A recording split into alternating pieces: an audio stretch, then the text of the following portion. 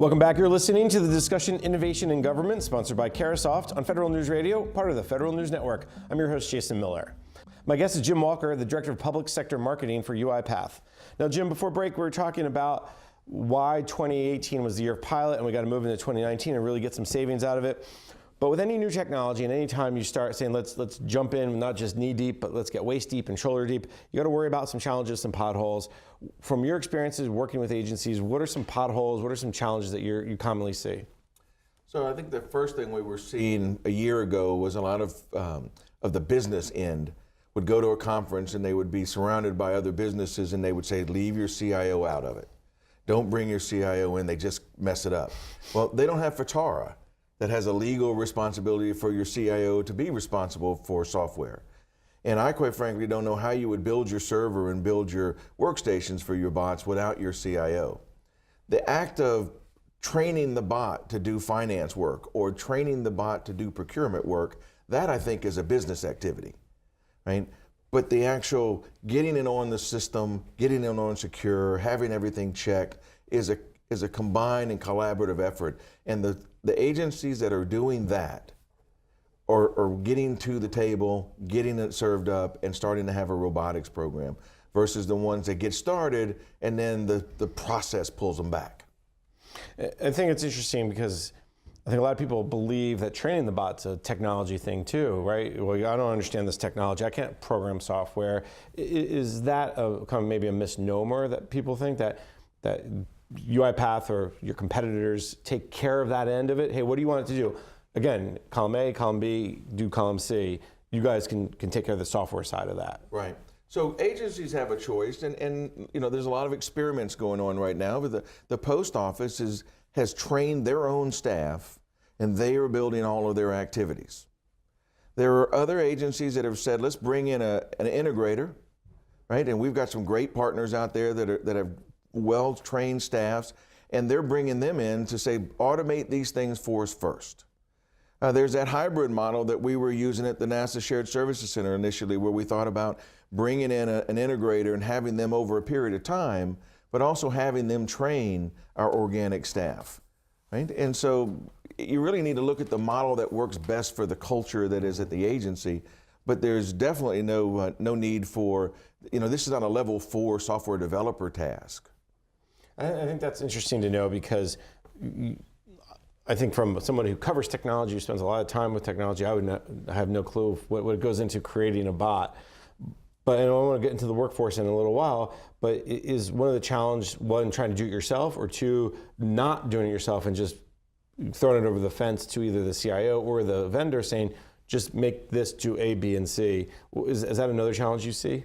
It could be. So let me tell you how simple we think it is. So UiPath prides itself on saying that we want to democratize robotics. So we have an academy that anyone in the world can log on to, sign up, and learn to build bots. We started last night in downtown DC at an organization called biteback.org. They've been in the DC area for years. They train people who have been displaced to do basic computer technology and train them to be call center agents. We started last night with a wonderful group of 11 people who at 6 p.m. on a Tuesday night I figured would be dead tired. When we finished up last night at 9 o'clock, they were as excited as they were at 6 o'clock. Right? And we are taking them through the business analyst role and eventually through the developer's course, right? With an opportunity based on what we hear from our integrators for an opportunity for jobs for those students who are successful in this, because our integrators can't find enough trained developers to do this. Keep wanting to take me on the workforce, but I'm just trying to make sure we hit all the potholes. Is there another one that you've seen recently? Is there anything on the contracting side? Is there anything on the data side? Because one of the, as I've done some research and reported on the use of RPA, there's a concern about whether it's the right process, or there's a concern about do we even have the right data for the bots to process. Right. Do you see those as hiccups? Yeah, so you could make the argument that your data is corrupt or not clean, so you're going to wait. But why not use the bot to make all your data from today forward clean? And you can use another bot to start cleaning up that data. It's the wait attitude that seems to be lost opportunity right now. Why not automate some simple processes and free some people up to go work on that data problem? Right now, they're busy doing that necessary work of the data and not, let's get the data cleaned up. I think it's huge because so many times in government, there's at least a feeling was we got to wait till it's perfect or wait till it's the 80 to 90% solution. And what you seem to be saying is in many ways, sometimes the 50% solution is okay, or even the 30% solution.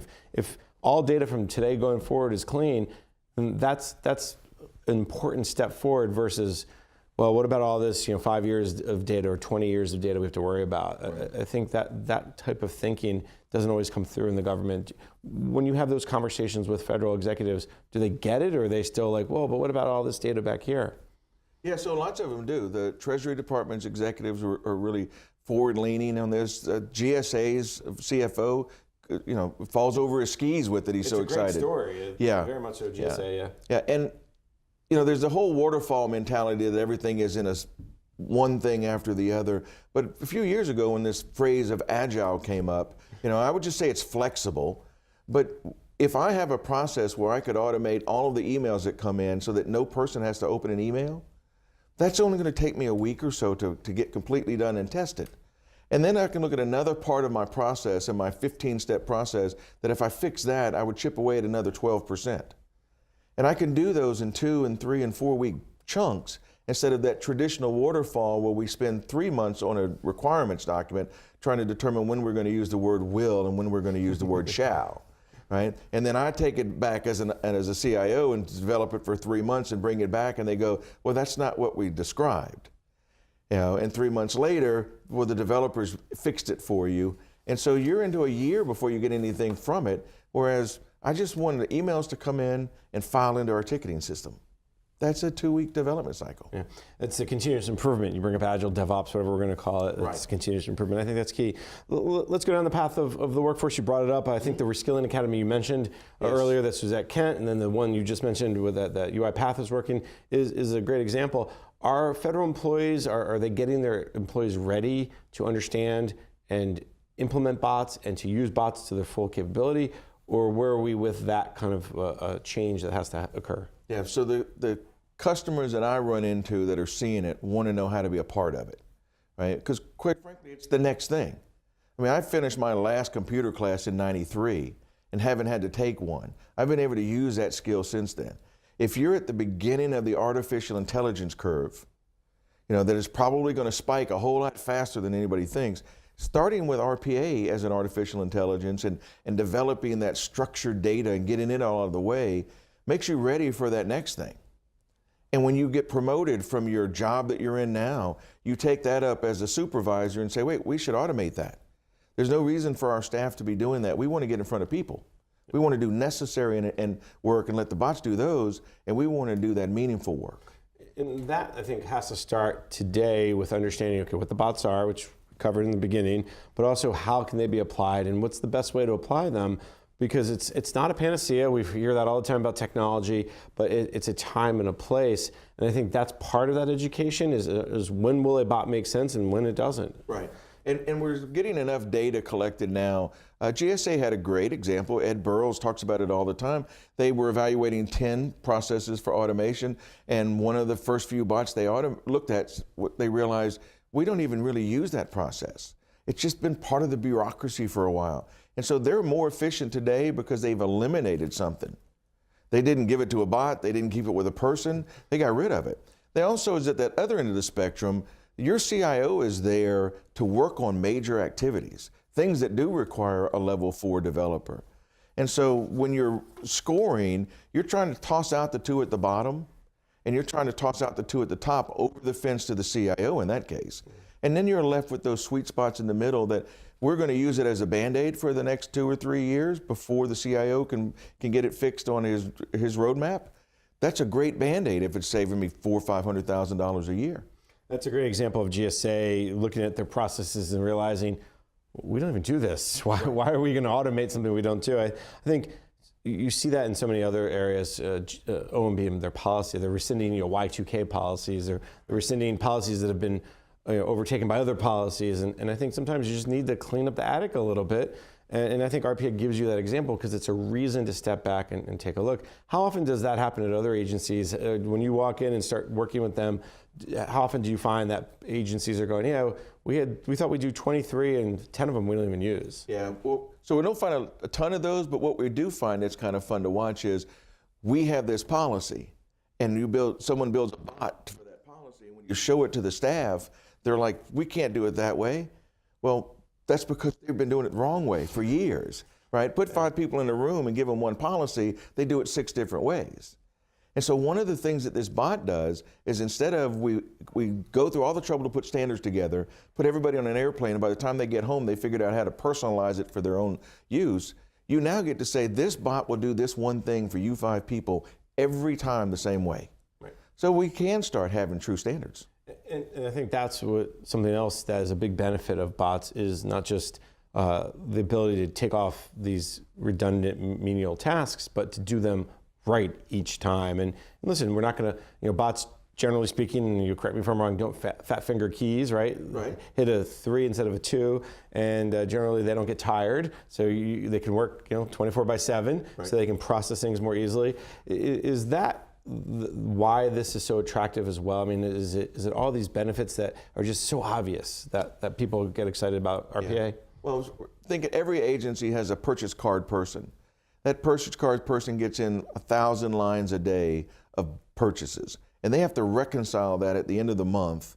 So 20 days in a work month, they've got 20,000 lines of code to go, or lines of expenses to look at against the bill that came in. Nobody wakes up in the morning and says, I get to do that again. They're coming in and saying a bot, and they had a couple examples of this at different agencies, but Treasury had a great example. It was going from a 2-hour-a-day activity for a person to 11 seconds. And that person was like, thank you. Yeah. That's not what they came for. That's right. It's not meaningful. They came to work for something else. Jim, this has just been a fascinating conversation. We're just about out of time. Before I let you go, what's the future look like? You mentioned the AI executive order. You mentioned the ability to repurpose savings from RPA and from robotics and move it towards research or development or expanded use of AI type of. In many ways, RPA is the first step towards AI. Yes. Talk a little bit about what you're seeing when you explain that to agencies. Yeah. So I do see a lot of agencies saying, well, if RPA is good, AI is further along and it's better. Yeah. And we talked in the break. If I'm waiting to buy a new car when a self-driving car is available, I need to know who's my mechanic because I'm a ways off from that. And so artificial intelligence and self-driving cars are the same. But I have a cruise control in my car today, and I can use it anytime I want to. And if I'm on a long drive today, I'm going to save gas money by using my cruise control.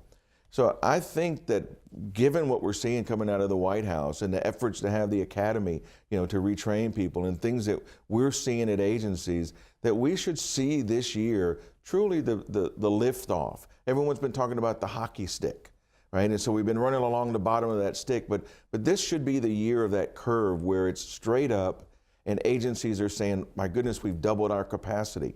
We have seen a reduction in cost. We freed up our staff to spend more time doing the policy things that they're supposed to do and not the necessary things they're supposed to do. And oh, by the way, our accounting and our audits are cleaner.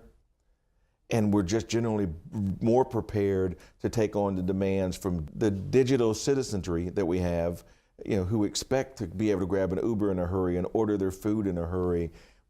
The government's going to be in a position to offer that to them. Well, I can tell you that over time and over the last 20 years that I've been doing this, I really don't remember a technology that's caught on with such excitement, with such potential as RPA. So it sounds like UiPath is right place, the right time with the right technology. So I really do appreciate your time for today. Thanks. This has been a great conversation. Yep. Let me thank my guest, Jim Walker, Director of Public Sector Marketing for UiPath. Jim, again, thank you so much for your time. I'm Jason Miller. You've been listening to the discussion Innovation in Government, sponsored by Carasoft on Federal News Radio, part of the Federal News Network. For more on this discussion, visit federalnewsnetwork.com and search innovation.